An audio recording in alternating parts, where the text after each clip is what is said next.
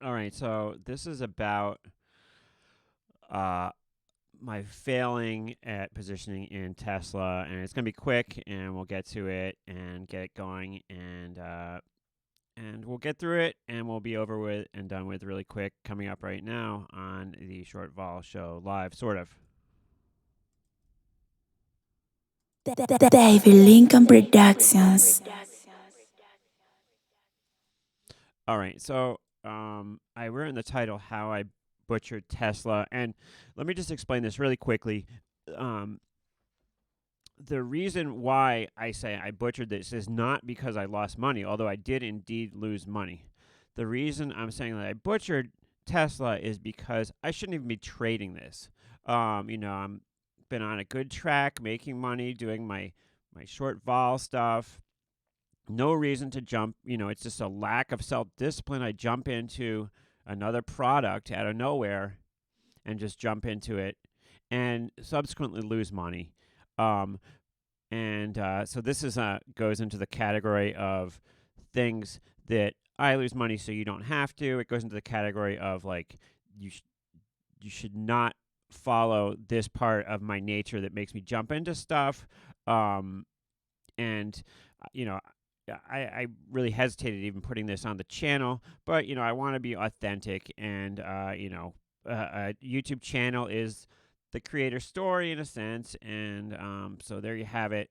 So let's just get into this with Tesla. So let's go to the chart to start things out here, and so we got the big move in Tesla, and I've been coming on for a while now, telling people, don't jump in the way of Tesla, don't jump in the way of Tesla, and we got this move up from, it was in a range for like years between like 350 and 250 and 350. If we go back here, you can see in a range for a very long time between, like 250 and 350 for years, right?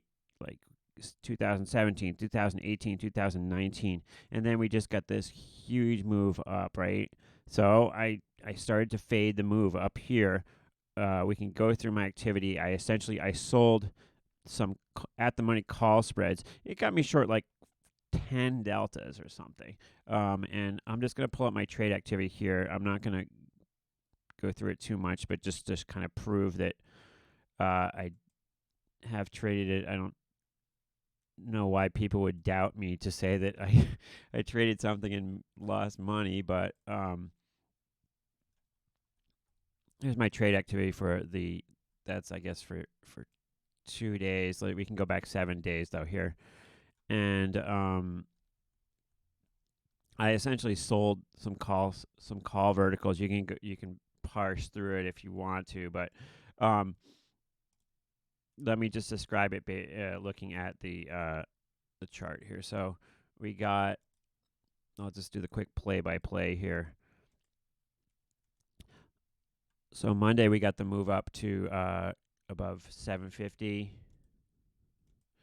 and I've laid off for a long time, and I jumped in here. It got up to like 750, 760, and I sold some at the money call spreads. I sold like the 765, 755 call spread. So $10 call spread. I sold them for like $5.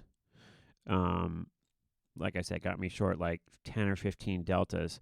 And the next day we get up, which was yesterday. We're up almost $200 at one point, right?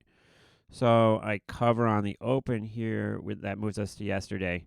I cover my short right on the open. I cover, and then we move higher, and I proceed to reestablish a short. I'm no longer at the 750 strike. I'm up at the $900 strike here. So it's a similar spread, selling like the 900, 890 spread. I sold a $20 spread.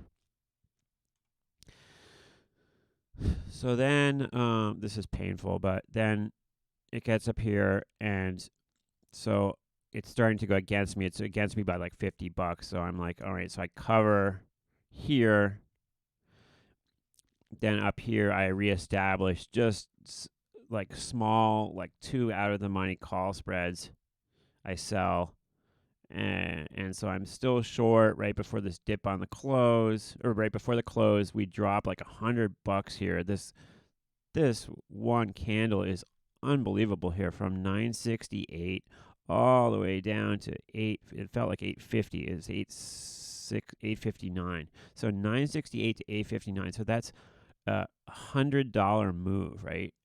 In a 15-minute candle. Let's see if we can go to all right, so the 5-minute candle is 883 to 850. So that's $33. But 15 minutes, we've got 100 points down, right? And it felt like it was 1 minute or something, but boom. Actually, that's not the right spot, is it? It's right here. All right, so it is 5 minute. In 5 minutes, we went from 956 all the way down to 860. So that's a huge move here. But regardless, let me get back to my point. My point is that I had a plan, making money doing the VIX stuff, and I just, we call it the floor being a boat person. I jump into something else that has nothing to do with my plan, my strategy, anything. I just jump into something and proceed to get slaughtered because, I stand in front of a moving freight train, and of course it runs me over. And once again, the point here is not that it was wrong because I lost money. The point is it was wrong because I'm just jumping in something that is not part of my trading plan at all. Now, in trading, in the end, making money is, the ultimate truth. I mean, everything's forgiven if you make money. I had a situation where right after, when I was working as a professional, right after expiration, I was trading AirTouch, and a lot of times on expiration, things get messed up. My deltas got messed up, and it turned out I came into Monday morning, instead of being flat, you try to come out of expiration flat. I turned out I was long 4,500 AirTouch, which was significant error on my part, but it turned out AirTouch was up. I think it was up $14 on the open, and then was up another 14, and here I am long 4,500, and it was a huge winner for me. And it was a mess up though, and the boss was kind of like, "Why were you coming long?" But all is forgiven when you make money, and if your P&L is positive.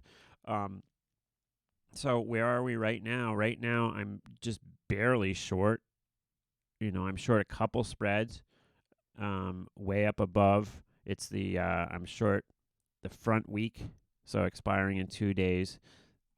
The Feb 1,070 1,100 call spread. So right now that looks pretty safe as we look to be fading lower, but who knows? I mean, 2 days we could go through the 1,100 strike, I guess. But now that I've lost money, I'm kind of and I have a position on. I'm kind of in this for now, so I guess I'm gonna stay trading it for a little while longer. So if you can manage to tear yourself away from the VIX stuff for a second, just to watch me bumble around in Tesla, here we are. So currently, my position is all the stuff I had.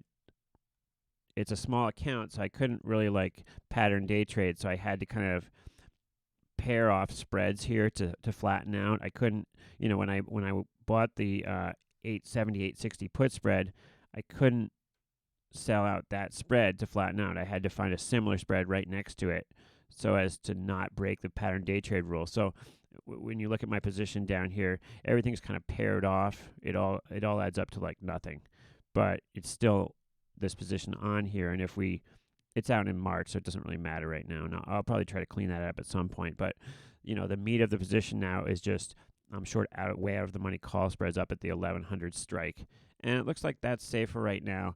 And I mean, I suppose today, I'm gonna probably continue to fade this, I guess. Just seemed like an unbelievable up move here. And usually what happens is when these things are really making these huge moves is it becomes sort of less and less of a huge move. So what I'll probably end up doing here is, selling strangles, selling out of the money puts and calls in a feel that this is going to slow down a little bit over the next couple of days, and see where we are in that. So it's kind of like I'm in now, and I'm not bad at trading really volatile stuff in general. I got a little run over there, but here we are, and I'm just gonna have to make the best of it, I suppose, at this moment. I see opportunity in there, and here we are. So you know, bad on me for jumping into something, but that's what happened, and we're kind of stuck with it right now. In the meantime, VIX stuff. VIX is coming in. We are out of backwardation. If we take a look at our charts here real quick, we can see we're kind of normalizing. I don't have a whole lot of confidence in the VIX stuff right now, actually kind of going back to normal. Let me get out of the way. But you can see that we kind of normalizing here. Showing contango of 0.31%. And it's basically, once again, we needed a couple of days of rally to get this curve heading back to normal, and we've gotten it. The market's been up the last couple of days, and things are kind of coming back into line with the curve. You're seeing the products move lower slowly, but very slowly. And that's basically where we stand. Don't do what I do. Learn from my mistakes. When I come on someday and I'm, bragging about some big victory, trading, I have the right to do so because I'm coming on when I screw up and have losses, and I'm showing you my losses. So there you go. Here's a big loser. When I come on and brag about a winner on Twitter and people say, "Oh, you're only showing your winners." Nope. Big loser here in Tesla yesterday, essentially, and the day before. Who knows? The position can come back a little bit here today if we continue to kind of slow to down. The position will come back a little bit, and we'll see what we'll see. But definitely not stellar trading activity for me in Tesla over the last couple of days. Just amazing moves, unbelievable. I mean, this thing is a freight train. Unbelievable moves. There's a ton of premium. The volatility on these options is huge. Somebody's going to get caught holding the bag here. Don't let it be you. I know people have had huge gains buying like out of the money calls in here just for those last couple of days, but I would be very, very careful being long premium in this. It's an $800 stock, 100 volatility. That's huge amount of premium, and it's a huge sale here, in my opinion. So if you can selectively sell the right stuff, it's a gold mine to sell stuff in Tesla right now. So there you have it. Volatility attracts me, I guess, and we're going to try to trade it up today and do a little bit better than we did yesterday. All right, thanks for watching, folks.